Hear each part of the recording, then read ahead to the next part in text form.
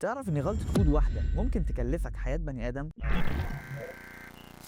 السؤال ليك كتستر، هل اختباراتك فعلا بتغطي كل السيناريوهات؟ تخيل ان نظام متطور مليان تكنولوجيا حديثة والمفروض انه معجزة تقنية، الكود شغال والنظام جاهز بشكل كامل، انت كسوفت وير تيستر راجعت كل حاجة وكل الاختبارات قدامك كلها ناجحة، لكن في لحظة على ارض الواقع في كارثة بتحصل. دي كانت حادثة شهيرة سنة 2016، عربية تسلا موديل اس شغالة بنظام الاوتو بايلوت دخلت في مقطورة على الطريق. السبب ان النظام السوفت وير ما قدرش يفرق بين لون السماء ولون المقطورة، والنتيجة كانت ان السواق فقد حياته، وكل التكنولوجيا المتطورة اللي كان العالم كله بيثق فيها ظهرت نقطة ضعف قاتلة. السوفت وير ما كانش وحش والتكنولوجيا كانت متقدمة، لكن التستنج هو اللي كان ناقص. السيناريو اللي حصل كان خارج توقعات التستر. نظام الاوتو بايلوت اختبر حالات كتير، بس المشكلة ان محدش فكر في حالة تشابه الالوان دي نهائيا. السيناريو ده كان ممكن نتجنبه بسهولة لو التستنج كان شامل اكتر. طيب ايه علاقة الحادثة دي بشغلك كتستر؟ الراجل اللي كان سايق عربية تسلا كان معتمد على نظام تم اختباره بالكامل.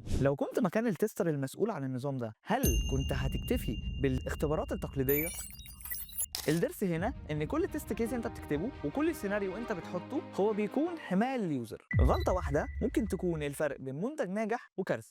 عكس التسلا كانت نتيجه لسيناريو الكل اعتبره ان هو نادر ومش هيحصل، لكن السيناريوهات المستحيله هي اللي بتقلب الموازين. انت كسوفت وير تيستر لازم تخرج بره دايره العادي وتسال نفسك كام سؤال مهم. ايه اللي ممكن يحصل في اسوأ الظروف؟ ايه السيناريوهات اللي ما كانتش على بالي؟ في حاله تسلا لو السيناريو ده كان في حسابات التستر ما كانش النظام هينزل السوق وهو فيه الغلطه دي. الاختبارات مش بس انك تتاكد ان الكود شغال، دورك انك بتدور على نقاط الضعف اللي ممكن تسبب مشاكل. عشان كده في انواع كتير للتستنج زي الاكسبلوراتوري تيستنج، هنا بتفكر بره الصندوق وبتجرب حاجات ما كانتش على البال. تاني حاجه الريل وورلد تيستنج، زي ما عربيات تسلا محتاجه اختبارات في ظروف حقيقيه، تطبيقاتك والانظمه اللي احنا شغالين عليها محتاج تشوف الواقع برضه. طب ايه اللي ممكن تعمله عشان تتجنب كارثه تسلا في شغلك؟ اختباراتك مش ارقام على الشاشه، تخيل نفسك مكان المستخدم النهائي اللي هيستخدم النظام في كل الظروف الممكنه. طب لو الطريق او النظام او التطبيق قابل حاجه مش متوقعه، حط اسوأ السيناريوهات في بالك. الاختبارات التقليديه كويسه بس مش كفايه، جرب السيناريوهات اللي شكلها مستحيل لانها لو حصلت النتيجه بتكون كارثيه. حادثه تسلا مش مجرد خبر قديم، هي درس لكل واحد في مجال السوفت وير، كل غلطه فيها كانت فرصه ضايعه لاختبار افضل. السؤال هنا، هل شغلك كتستر بيمنع الكارثه اللي جايه؟